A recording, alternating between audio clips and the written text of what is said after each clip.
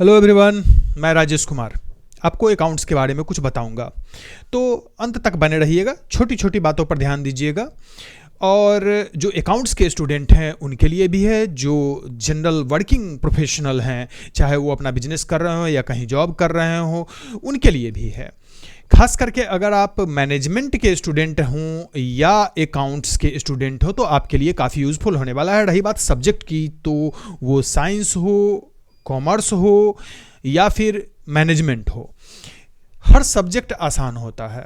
अगर कोई सब्जेक्ट आपको हार्ड लग रहा है तो मेरे ख्याल से अगर आपको बदलने की ज़रूरत है तो तरीका बदलने की ज़रूरत है। सारे सब्जेक्ट आसान होते हैं, नहीं समझ में आने का बस एक ही पर्पस हो सकता है कि शायद हम सही तरीके से उसे समझने की कोशिश नहीं कर रहे हैं। तो अकाउंट्स को इजी वे में समझ सकते हैं, बस तरीका इजी होना चाहिए, और तरीका अगर इजी है तो इजीली समझ में भी आएगा।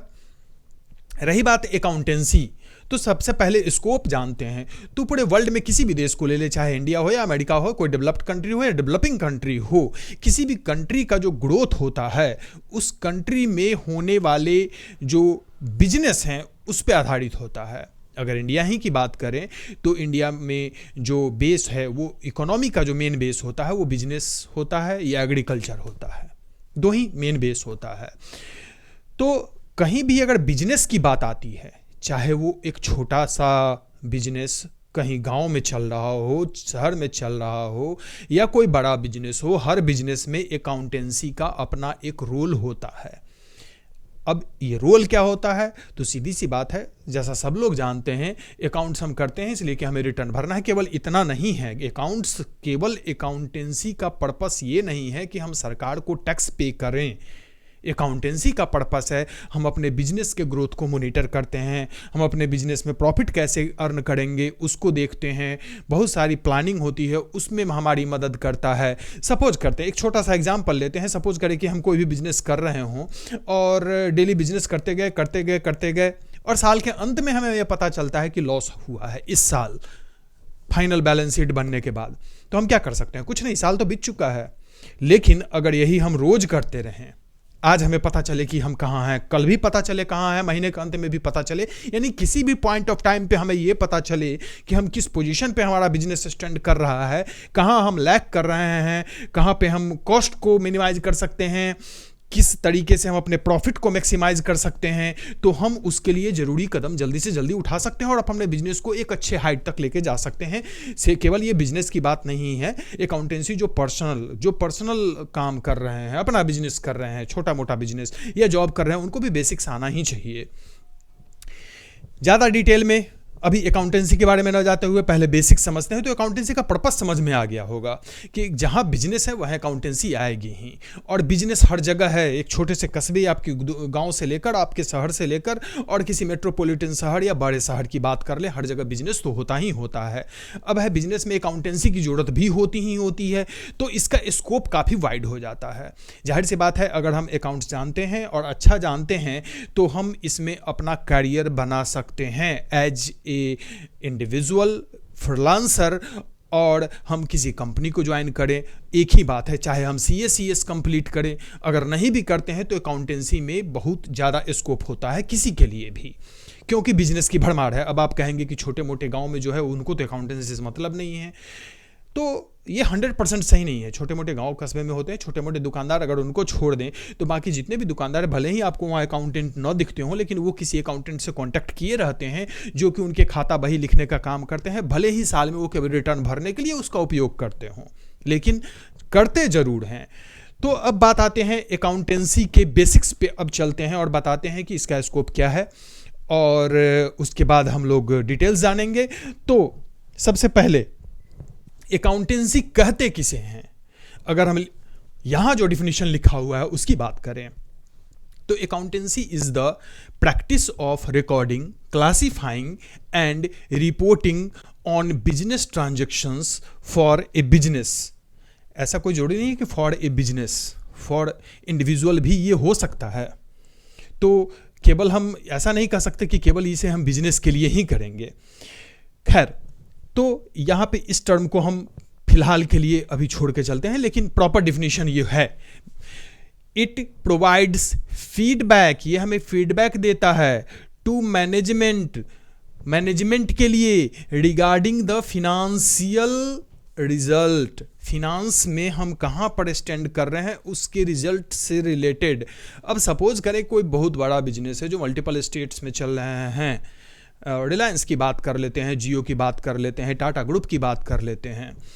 तो एक मैनेजर जो है, जो भी उसके एडमिन पर्सन हो, मल्टीपल होंगे या एक हो, डजेंट मैटर, लेकिन उनको ये जानकारी चाहिए होती है, हर जगह वो डायरेक्ट मॉनिटर नहीं कर सकते हैं, तो उन्हें मैनेजमेंट रिपोर्ट की जरूरत होती है, तो उनके लिए भी ये रिपोर्ट काफ़ी यूजफुल होता है। एंड स्टेटस केवल ये फिनेंशियल रिजल्ट ही नहीं बताता है, बल्कि स्टेटस भी बताता है किसी भी ऑर्गेनाइजेशन का, कि ये ऑर्गेनाइजेशन का स्टेटस कितना स्ट्रांग है या कहाँ लैक कर रहा है। अब आप कहेंगे कि स्टेटस और रिजल्ट लगभग एक ही चीज़ें हैं, नहीं, बिल्कुल नहीं। अगर हम ये कहें कि हमने कोई प्रोडक्ट, सपोज करिए हमने बिजनेस शुरू किया, पहले महीने में 5 लाख लगा के बिजनेस शुरू किया, जाहिर सी बात है स्टॉक्स होंगे, इंफ्रास्ट्रक्चर होंगे, या यूँ कहें कि हमारा बिजनेस चला आ रहा है, तो यूँ कहें कि हम इस महीने 5 लाख का माल खरीदे और कुल मिलाकर 7 लाख का बेच दिए, तो 2 लाख का प्रॉफिट हुआ। मान लिया उसी 5 लाख के माल को हम 7 लाख में बेच दिए, तो हम कहेंगे 2 लाख का प्रॉफिट हुआ, हमारा बिजनेस अच्छी जगह है। नहीं, ये सिर्फ ये बताया कि ट्रेड में हमें प्रॉफिट हुआ या लॉस हुआ, लेकिन स्टेटस इस बात पे डिपेंड करेगा कि हम 5 लाख लगा के 7 लाख का सेल अगर उठा रहे हैं तो उसके पीछे हमें और खर्च कितना करना पड़ रहा है। सपोज करिए कि हमने एडवर्टाइजमेंट मार्केटिंग में हो सकता है 1.5 लाख रुपए खर्च कर दिए हों, हमने स्टाफ के पीछे हो सकता है 1 लाख खर्च कर दिए हो, तो 2.5 लाख हमने खर्च कर दिए, यानी कि हम 5 लाख का माल था, 2.5 लाख खर्च कर दिए, 7.5 लाख और 7 लाख में बेचे। तो अगर बिजनेस के रिजल्ट की बात करें तो बिजनेस का रिजल्ट ठीक था, लेकिन स्टेटस की बात करें तो स्टेटस अच्छा नहीं रहा, कारण कि हमने एक्सपेंस जो है वो ज़्यादा कर दिए। तो एक्सपेंस की भी बात अगर हम करें, उसके बावजूद भी हम कहें कि अगर 7.5 लाख होता है, कुल मिलाकर मेरे पास 10 लाख रुपए आ गए, तब तो 2.5 लाख के प्रॉफिट में हम थे। हाँ, बिल्कुल थे। लेकिन ऐसा हो सकता है कि हमने 10 लाख का लोन ले रखा हो और उस पर हमने लाख रुपए की EMI पे कर दी हो, 1.5 लाख की EMI पे कर दी हो। तो इस तरह के बहुत सारे हिडन पॉइंट्स होते हैं, उन सबको भी कैलकुलेट किया जाता है, तब जाके फिनेंशियल अकाउंट्स यानी कि अकाउंट्स तब जाके क्लियर होता है। खैर, मैं इसको क्लियर कर लेता हूँ। तो अकाउंट्स में केवल एक ही फैक्टर नहीं होता है, बहुत सारे फैक्टर्स हैं जो कि हमें जानना चाहिए, सीखना चाहिए। तो अकाउंट्स की परिभाषा फिर से हम एक बार रिपीट करते हैं। अकाउंटेंसी जो है, एक सिंपल भाषा में, साधारण भाषा में, ताकि सबको समझ में आ जाए, और ये परिभाषा आप एग्जाम में भी लिख सकते हो। Accountancy is an art as well as science of recording business transaction in a systematic way so that we can fetch desired result for the management of a business or for managing the business। यानी कि accountancy जो है वो art भी है और science भी है। बिजनेस ट्रांजैक्शंस को सेट ऑफ बुक्स में रिकॉर्ड करने के लिए, ताकि उससे हम बिजनेस के ग्रोथ के लिए या बिजनेस के एनालिसिस के लिए, मैनेजमेंट रिपोर्टिंग के लिए हम जरूरी रिजल्ट्स निकाल सकें। आगे बढ़ते हैं। ब्रांचेज इन्वॉल्व्ड इन अकाउंटेंसी। अकाउंटेंसी में ब्रांचेज क्या क्या इन्वॉल्व हैं, तो वैसे अगर हम फर्दर डिटेल में जाएंगे कि फिनांस में ये सारी चीज़ें, कॉस्ट में ये सारी चीज़ें और मैनेजमेंट में ये सारी चीज़ें तो अलग है। फिलहाल हम बेसिक्स की बात करें तो 3 है। एक फिनेंशियल अकाउंटेंसी, जहाँ की पैसे के संबंध में लेन देन को हम एनालाइज करेंगे। कॉस्ट अकाउंटेंसी, जहाँ की प्रोडक्ट के कॉस्ट के बारे में हम एनालाइज करेंगे। और मैनेजमेंट अकाउंटेंसी कहते हैं या मैनेजमेंट अकाउंट्स कहें, बात बराबर है, यानी मैनेजमेंट से रिलेटेड अकाउंटेंसी। अब इन तीनों के डिटेल्स की बात करें तो फिनेंशियल अकाउंटेंसी पैसे से संबंधित, कॉस्ट अकाउंटेंसी किसी भी प्रोडक्ट के कॉस्ट से रिलेटेड। अब कहेंगे प्रोडक्ट के कॉस्ट से रिलेटेड क्या होगा, तो इसको फिर हम समझते हैं। और तीसरा हमने कहा मैनेजमेंट अकाउंटेंसी यानी बिजनेस मैनेजमेंट, वो भी एक तरह का अकाउंट्स हैं। अकाउंट बिजनेस मैनेजमेंट के लिए एक अलग तरह के रिपोर्ट की जरूरत पड़ती है, और इसमें बहुत सारे की फैक्टर होते हैं जो कि आप लोग बिजनेस स्टडीज या बिजनेस मैनेजमेंट जो आपका है उसमें आप पढ़ेंगे। तो थोड़ा सा आगे हम बढ़ते हैं यहाँ पे, और सबसे पहले फिनेंशियल अकाउंटेंसी को डिटेल में हम लोग पढ़ने वाले हैं। कॉस्ट अकाउंटेंसी को पहले हम अब देखेंगे, कॉस्ट अकाउंटेंसी के बारे में जानते हैं।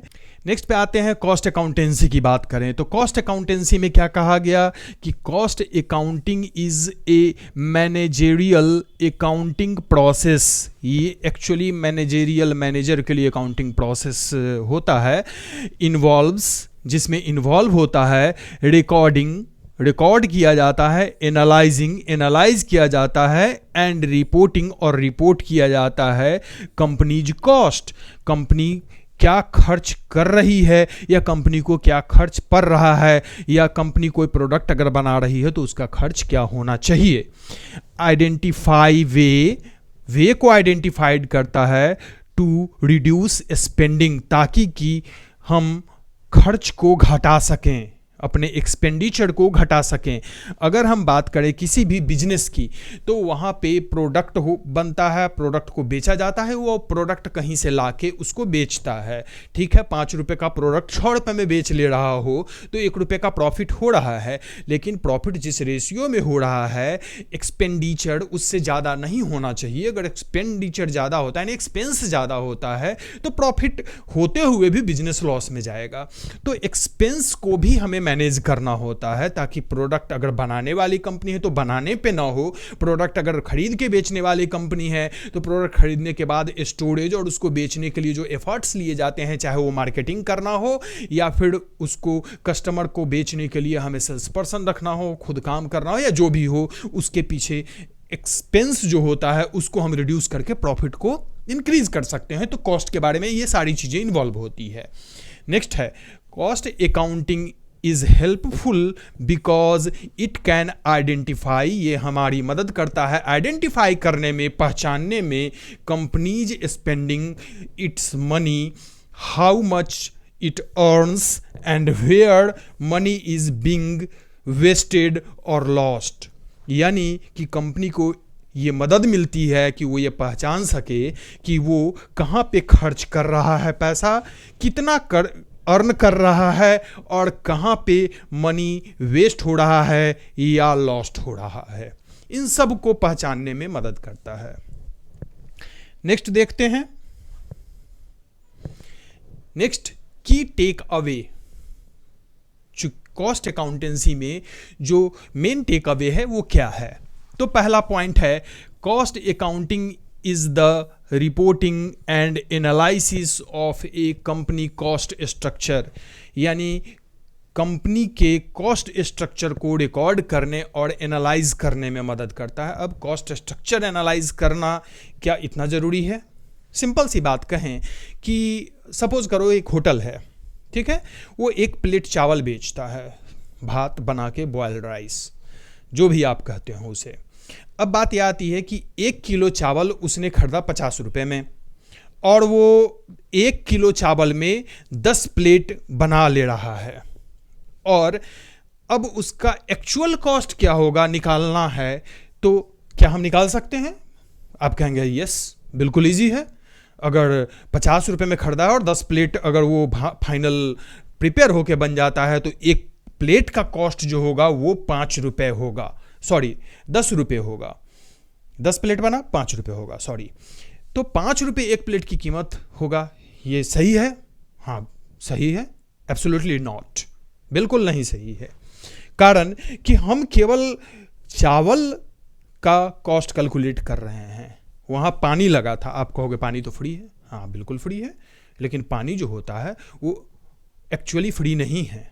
पंप लगाया जाता है, उसके पीछे खर्च होता है, बिजली इन्वॉल्व होती है वहाँ, उसके पीछे खर्च होता है। खैर चलिए, इतना ही नहीं, गैस जला होगा, उसकी कीमत होगी, गैस जलाने के लिए जो चूल्हा होगा उसकी कोई कीमत होगी, और वो चूल्हा अगर 10 साल चलता होगा तो बनाने में 10 मिनट लगा तो उसकी कुछ तो कीमत होगी, निश्चित रूप से होगी।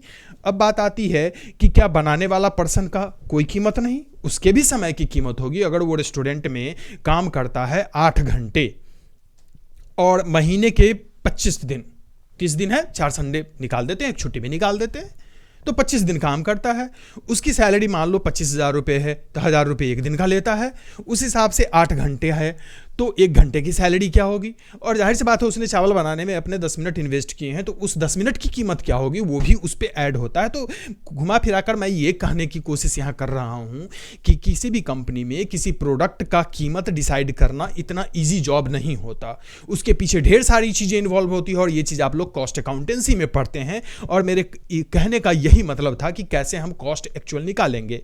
अब बात आती है कि कॉस्ट सर इतना निकालने में क्या मेहनत करना, राउंड फिगर हम कर लेते हैं। वो 10 रुपये में मुझे खर्च पड़ रहे थे, 50 रुपये चूंकि चावल लाए थे, तो मान के चलते हैं 5 रुपये है, कीमत 10 रुपये रख देते हैं। ठीक है भैया, एक जगह छोटे जगह में होटल है, हम ऐसा कर सकते हैं। लेकिन अगर बात ये हो कि जहां मार्केट में ढेर सारे प्रोडक्ट हैं, कंपटीशन है, सपोज हम सिंपल बात बताते हैं एक बिस्किट की, हम बिस्किट बनाते हैं और मार्केट में पैकेज करके बेचते हैं। आपको पता होगा पार्ले जी 5 रुपये में बेच दे रहे, ब्रिटानिया 5 रुपये में बेचते हैं, आप कहोगे चलो हम उसी कीमत में बेच देते हैं, तो आपके ठीक है बेच लोगे। लेकिन बात ये आती है कि आपके बिस्किट की क्वालिटी कितनी है, नंबर 1, आपको कितना एक्सपेंस करना पड़ रहा है एडवर्टीजमेंट पे, और बहुत सारी चीजें कैलकुलेट करोगे तो आपको घाटा हो जाएगा फिर वहां।